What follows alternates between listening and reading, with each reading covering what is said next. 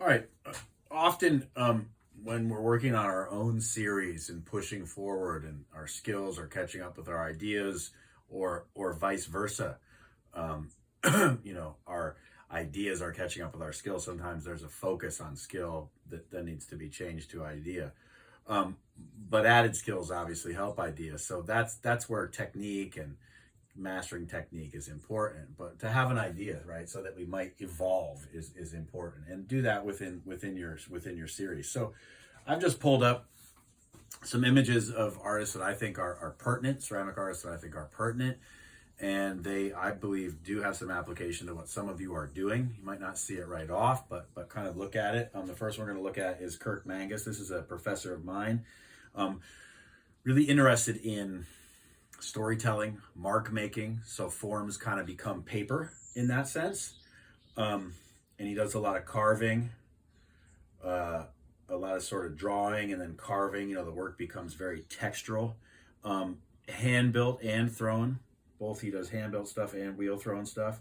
What you really want to kind of consider when you look at Kirk's work is that, yeah, sometimes the form looks a little rushed. The form looks maybe a little rushed, but it is solid. He has a really solid understanding of form. Really likes to draw, um, as you can see evidenced in a lot of this work. Um, Very interesting. There's things there that you don't really see at first, but again, a real strong sense of form. Works very large too, so these can kind of be deceiving scale wise. Um, Really looking also at a lot of kind of you know reference to large Greek vessels, large Mediterranean vessels that also have stories around them. Let's look at Margaret Bowles. Here's Margaret Bowles. Now, there are a couple of you who are making work that is hand built, also thrown, but kind of in a way feels like what I think Margaret does. She creates groupings. Her work is ornate, but not really. Pretty amazing ability to build things. I like how pillowy her work looks. Her work has this real pillowy appearance to me. Um, Further, it looks soft, but we know ceramics is hard, if you get what I'm saying, and that's kind of what I mean by pillowy. And she creates these like sets that really relate nicely to each other. So Margaret Bowles is another one to look at. Um, Also going to look at Greg Pace a bit. Some of these edges on Greg Pace's work that help to define some negative space between them are some edges that we've been looking at some people make, and he, making templates of those edges. So if you have a part of your pot that has all these reverse curves, right, that kind of make these spaces, right, then those things are basically, you're going to be able to recreate them if you make a template out of them. All right, so even if it's just the foot of a cup, that's also very helpful, or a foot of a bowl. But if you have a foot of a bowl or a foot of a cup that you really like, so here are these very like involved, monumental, large pieces done by Greg Pace, right? Well, those could just be little parts of what you're doing, right? That could be some of this negative space or working of these edges could be the foot of a bowl or the foot of a cup. Do they have to have the negative space that delineates something? Not really, So I think there's something that each of you can take from each of these artists that I'm talking about. They're not definitely, directed at any one student.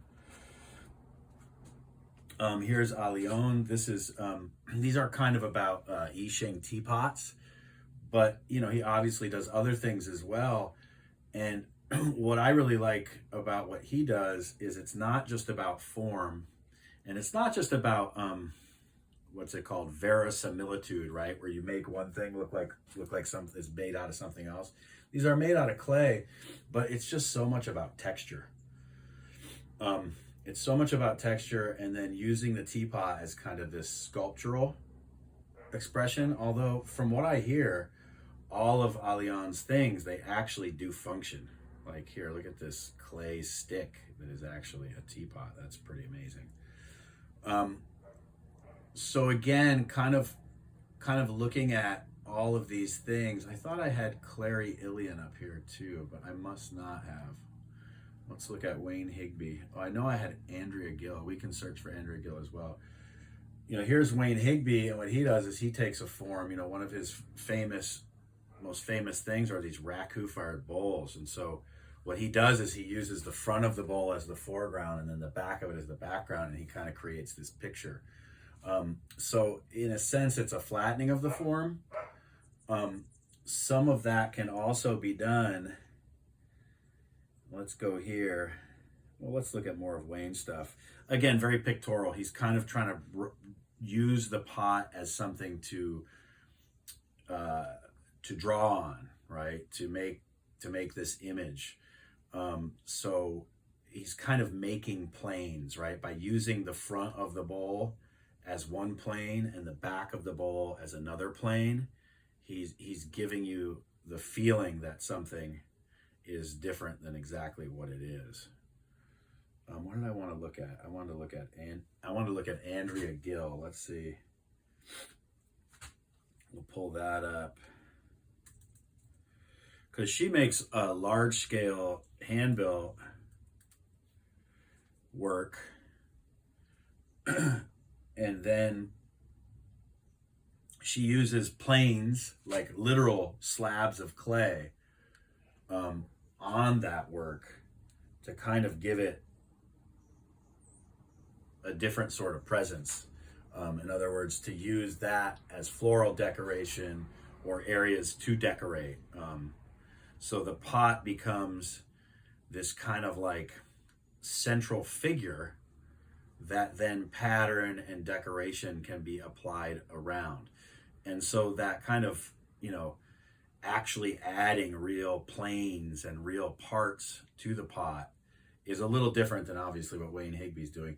You know, what's being done here by all these artists is different, and that's why we're looking at these different artists, right? See, there's that central figure that is that vase, and then there are those kind of like wings, right? That are flattened, right? That give the piece this movement into a further dimension. So the idea is to evolve, is to not make the same thing over and over again, but to make it better, right? And to so be in this constant kind of, I'm going to make some work and I'm going to evaluate it, right? It's a cadence, it's a creative rhythm. So you're all doing very well. At this moment, Intermediate Ceramics, you guys are now working on your own series, and also Arts 261 Ceramic Workshop, you guys have been working on that large series that is your own, that we're going to document so you have good photos for your portfolio going forward. We'll also do that for Intermediate Ceramics, but Intermediate Ceramics, you guys are just coming off of the historic series and moving into a series of your own. So you want to have a plan, a beginning point, so it's always a good idea to look. All right? Thank you, guys.